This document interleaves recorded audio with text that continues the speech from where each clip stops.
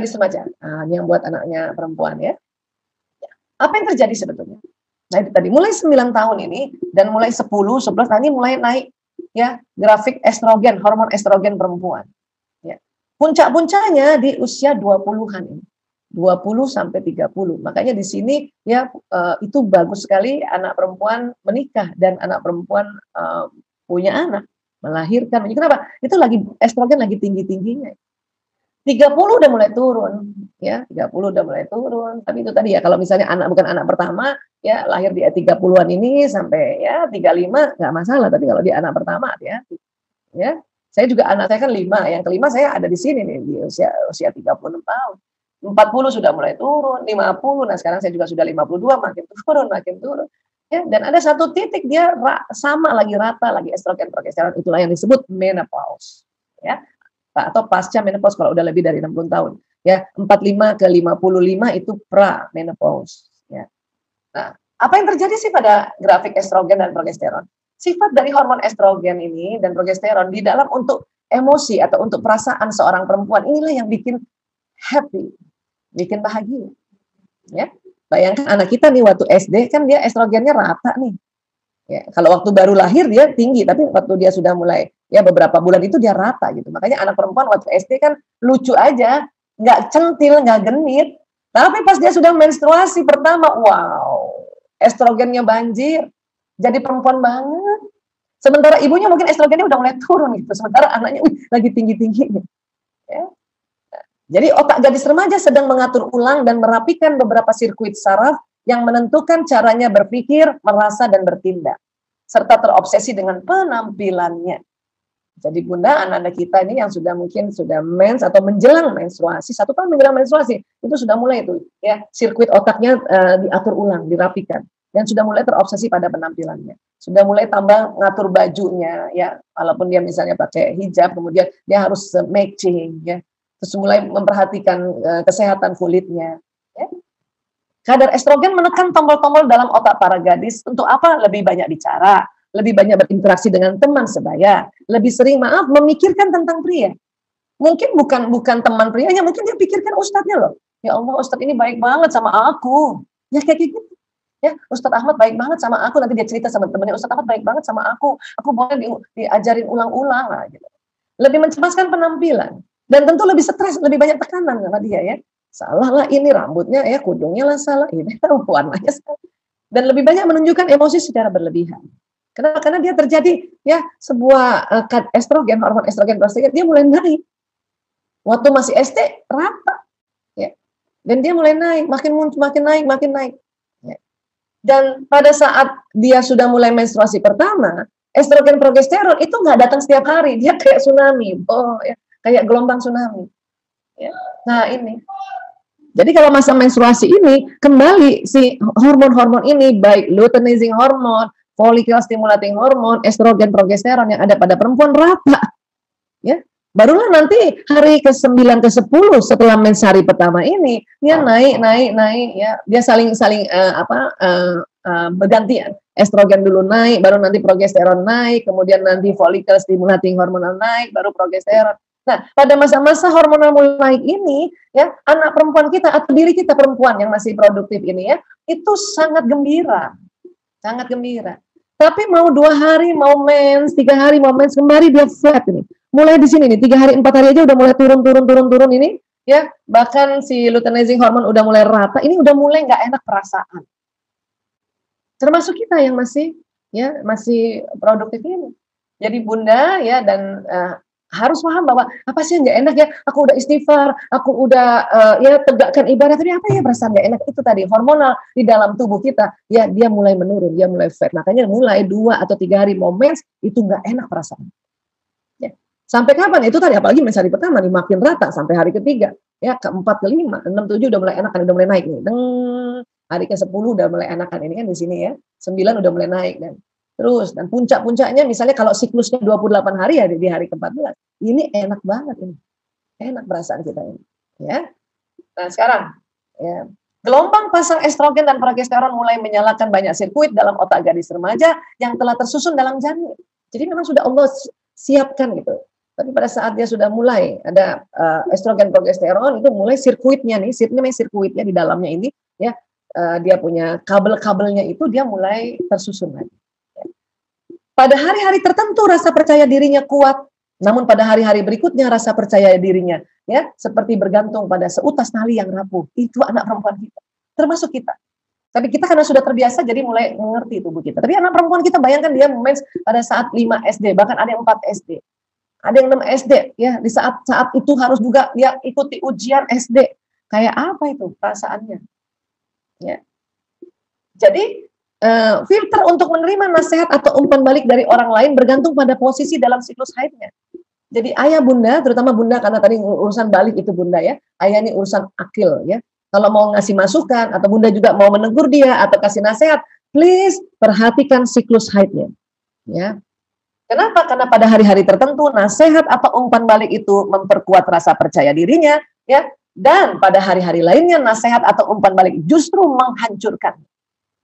Pada saat kapan ini yang menghancurkannya? Pada saat mau mens dan mens hari pertama sampai hari kelima itu kalau bunda kasih nasihat, sementara hormon estrogen, progesteron, luteinizing hormon dan sebagainya itu sedang flat, itu yang menghancurkan dirinya. Kita juga dulu mungkin kayak gini, cuma orang tua belum lagi mau belajar tentang hal ini ya, karena penelitian juga belum banyak. Jadi saya ingat banget itu waktu SMP baru mens itu, ya galau, gundah gulana, nggak ngerti, belum ada juga pelajaran organ reproduksi lebih detail kayak sekarang. Untung ada buku diary, catat semua. Saya punya tuh masih buku diary SMP, SMA. Kalau saya baca saya ketawa aja, ya. Baru saya paham, oh dia lagi mens nih, oh ini lagi masa subur nih, makanya dia senang ceritanya gitu. Ya, untuk itu makanya bantu anak-anak kita mencatat. Apa yang dicatat? Mens hari pertamanya saja. Nanti mens berikutnya catat mens hari pertamanya. Lagi besoknya supaya kita tahu di siklusnya kira-kira berapa ya. Ada yang 26 hari, ada yang 28 hari, ada yang 30 hari. Ya. Tapi kalau bunda misalnya bingung, berapa hari siklus anak saya, pokoknya gini aja deh. Kalau dia mens hari pertama ini, oh ya sudah ini, kalau apalagi kalau dia mens, ya nggak usah kasih nasihat macam-macam, nggak usah negur, kita seneng-seneng aja, ya ajak ngobrol seneng-seneng, apa hobinya, ya kadang-kadang juga diajak ngobrol seneng-seneng apa hobinya dia langsung rata ini mukanya jutek, ya ini masih nggak enak nih 1, 2, 3, 4, 5, 6, 7, 8, nah ini ya, baru nih 9 nih setelah dia mens ini, baru enak nih diajak bicara nih, ada sekitar 10 hari gitu ya. Tapi nanti 3 hari mau mens atau 4 hari mau mens, mulai lagi 2 hari mau mens, ya ini nih di sini nih, itu mulai nggak enak lagi dia. Itulah makanya kita perlu tahu siklus mensnya. Paling nggak 28 hari kita ngitung lah 1, 2, 3, 4, 5, 6, 7, 8. Ya, berarti hari ke-24 itu mulai wanti-wanti tuh, mulai jaga-jaga tuh. Dan ajarkan Ananda kalau dia apa-apa dia omong sama kita, bunda aku gak enak aja perasaannya, aku udah istighfar, aku udah ngaji, aku udah sholat. Sampaikan saja, kayaknya mau mens nak. Dan anak perempuan kalau kita kasih tahu kayaknya mau mens itu tenang itu. Dia nggak merasa bahwa diri saya kenapa ya saya ya, gitu.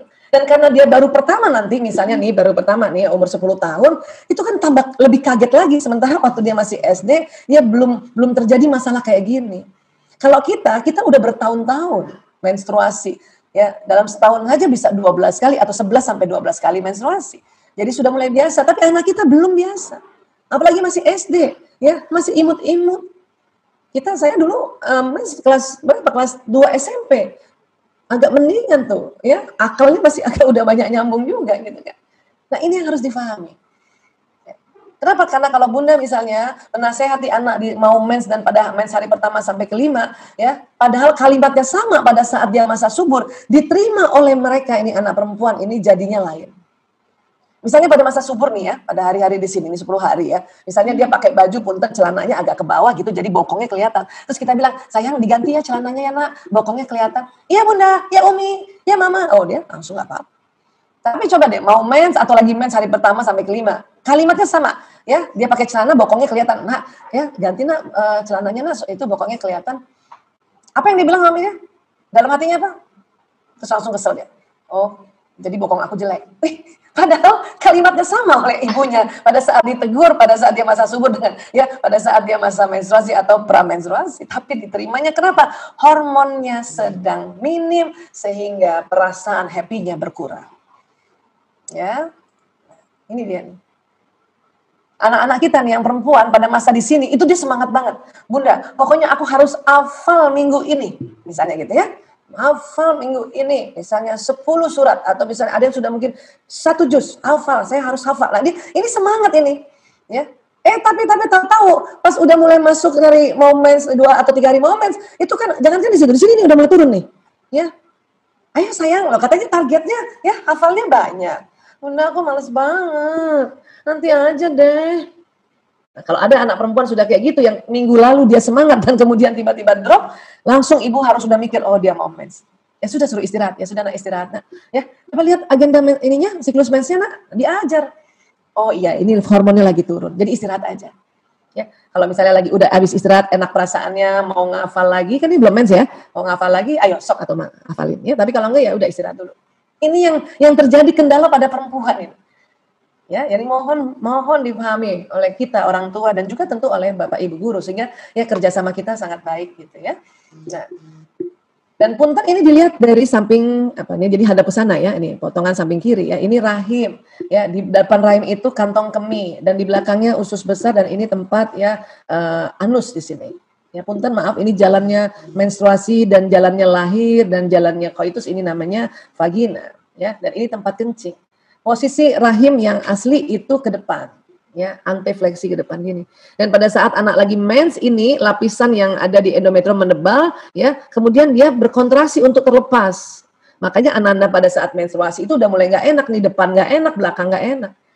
Dan ada yang sampai kesakitan banget sampai pingsan. Itu tolong Bunda bawa ke dokter kandungan untuk dilihat, dimonitor pakai USG. Khawatirnya rahimnya ini kebalik, dia ke belakang gitu. Itu sakit banget kalau lagi mens. Dan tolong Bunda nggak usah menganggap, lebay, masa gitu aja nggak rasa, itu bikin sakit hati anak perempuan. Coba periksa, kalau memang dia posisinya ke sini, berarti ya ini juga rahimnya terlalu berkontraksi. Makanya mungkin dokter Ahsan kasih arahan, apa kompres dengan air panas kah, atau kasih ya balsam dan sebagainya. Tapi kalau kita lihat di USG ternyata dia ke belakang, itu setiap mens itu sakit banget. Dan nggak bisa nih, harus dioperasi ke sini, nggak bisa. Biasanya tunggu melahirkan dulu, tunggu hamil, pas hamil diisi dalamnya ada janin, dia ke sini. Makanya orang tua zaman dulu kalau kita sakit banget pas mens, apa dia bilang? Ya nanti kamu kalau habis melahirkan sudah nggak sakit. Lama amat ya. Berarti hampir tiap bulan dia akan kesakitan. Bunda harus ngerti kalau ini yang dorsofleksi. Harus kasih tahu gurunya bahwa, Bu maaf ya ini sakit banget ya. Ya sudah kasih waktu dia 1 hari, 2 hari istirahat ya, atau 3 hari. Nah ini pada perempuan. Ya. Kemudian perempuan ini ya otaknya tersusun untuk bereaksi pada orang dan wajah. Artinya kalau anak perempuan bicara, Bunda, Ayah, Bapak Ibu guru tolong ya, terutama Bunda ya, lihat wajahnya. Perempuan itu umur berapapun sampai tua sekalipun kalau lagi ngomong dilihat wajahnya seneng banget. Pantang Bunda atau Ayah kalau lagi ngomong sama anak perempuan sambil lihat gadget kita. Itu yang bikin dia sakit hati dan dia akan bilang, Ayah ibuku tidak perhatikan aku. Ini pada perempuan. Dan perempuan kalau lagi ini curhat dia butuh bicara. Kenapa? Karena otak perempuan tidak menyimpan masalah seperti otak laki-laki. Masalah bagi perempuan terus berputar-putar dalam kepalanya. Satu-satunya cara perempuan melepaskan masalah dari kepalanya adalah membicarakan masalah tersebut untuk mengungkapkannya. Ini mulai dari anak perempuan kecil sampai kita juga Bunda, sampai juga nanti ya kalau kita sudah lansia. Jadi kalau kita ada masalah itu kayak muter-muter di kepala. Kalau udah diomongin baru dia bisa masuk di dalam memori otak kita. Itulah makanya ya saat seorang perempuan berbicara di akhir harinya tujuannya adalah untuk melepaskan ganjalan pikiran dan perasaannya, bukan mencari kesimpulan ataupun penyelesaian. Jadi Bunda kalau kalau anak perempuan yang ngomong dengerin aja, dia untuk ngelepasin. Kalau dia nggak minta solusi nggak usah kasih solusi. Ayah juga begitu, para suami kalau istrinya ya sore-sore atau malam ngomong ya cerita hari ini gini-gini, dengerin aja. Ya, kenapa dia ingin melepaskan ganjalan pikiran dan perasaannya sehingga masalahnya bisa terekam nanti atau masuk di memori otaknya.